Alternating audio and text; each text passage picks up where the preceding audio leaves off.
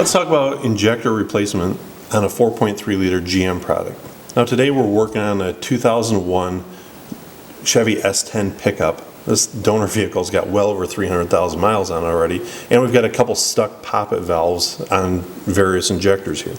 And so we could replace these components individually, but because of the high mileage on the vehicle and the fact that we've got more than one of them bad, let's go ahead and replace the complete unit here.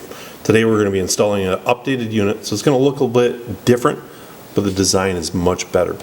And so we've already gone ahead and removed the upper intake. Now before we remove the actual injector unit, we have to pay special attention to the routing of the tubes and the different poppet valves there. So one tip here is right away, a lot of people today have cell phones with cameras on them, or if you've got a smartphone that's got a camera, go ahead and snap a couple of pictures. It might certainly aid you when it comes time to reinstall the new one. Well, let's take a look at our new unit here. I'm going to open it up out of the box. And first thing in the box, we're going to notice an instruction sheet. Now, I'll be the first to admit, like a lot of guys out there, when do we read instructions? After the job's gone wrong. But I'm going to strongly encourage you today to take a minute to read the instructions. Talks a little bit about the new updated unit. Also gives a correct routing here of how we need to reroute the tubes before we install it. So pay special attention to the instructions that come with the unit here and which way we're going to route these injector tubes. So now let's remove the unit out of the box.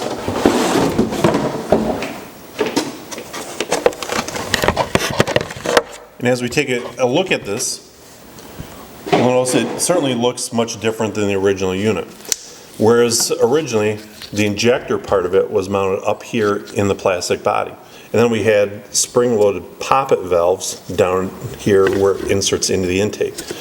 Well, due to some design changes, now the actual injector itself is mounted down here at the bottom. So that's why we see some wires in here and some different connectors. This is a direct replacement unit for the previous design though.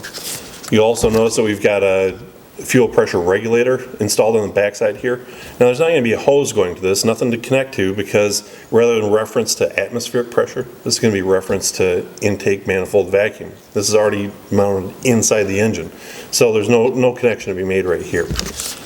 Well, let's take a look at how to remove the old unit. We're going to show some cleaning tips and then how to properly install the new unit. Alright, well now let's remove the old injector unit. First we're going to take just a small pry bar or screwdriver, and there's a couple retainer clips holding the main body in place. So we gently pry against it, pop those clips out.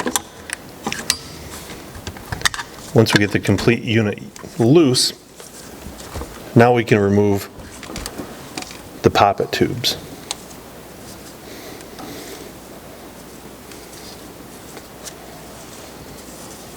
We'll work our way around, gently squeezing the retainer tabs. Sometimes you might have to twist it a little bit or wiggle it around a little bit, but they should come out with very little effort. And once everything is released, now it's going to be time to remove the entire unit. Now that we've got the old unit removed, we're going to do a little bit of cleaning here, which is going to aid in the installation of the new unit. Alright, now we've got our old injector unit out. And it's time to clean up these passages. You notice there's a lot of grime in here, a lot of carbon buildup.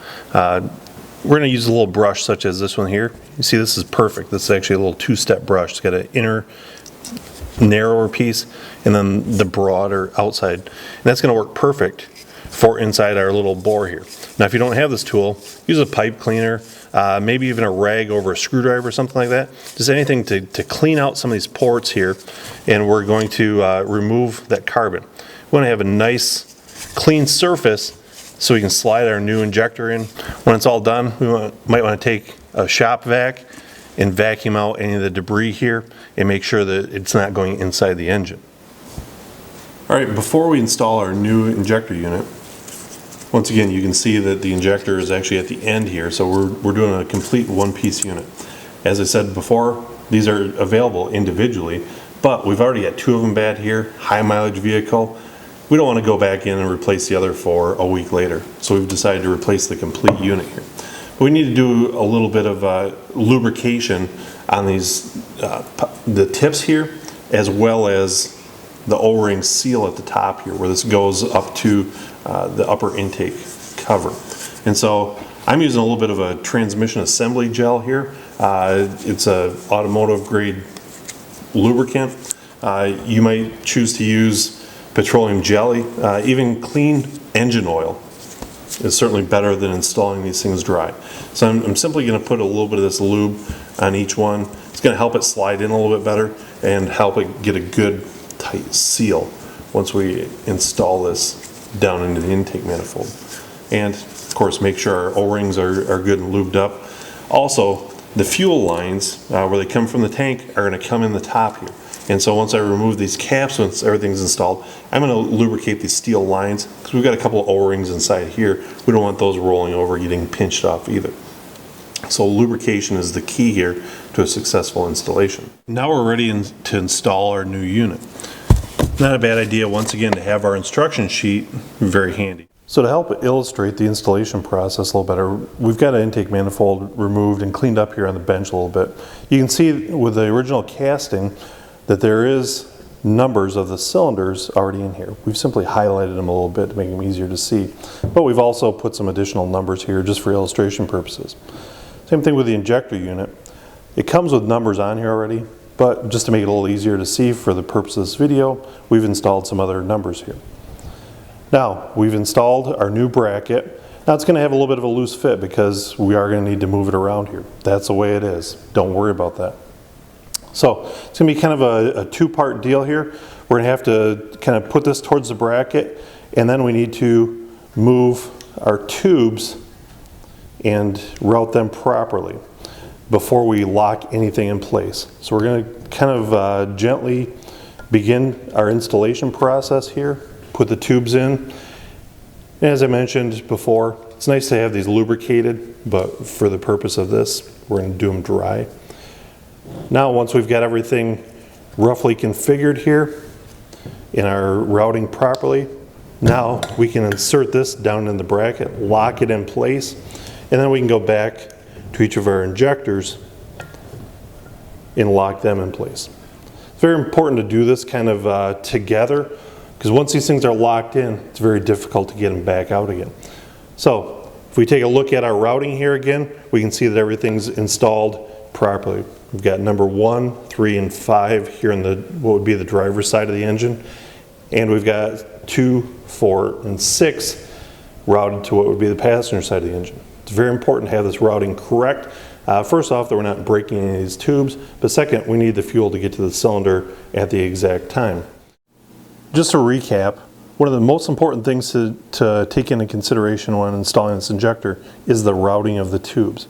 So let's flip this injector unit over and look at what's normally going to go over on the driver's side of the vehicle for cylinders 1, 3, and 5.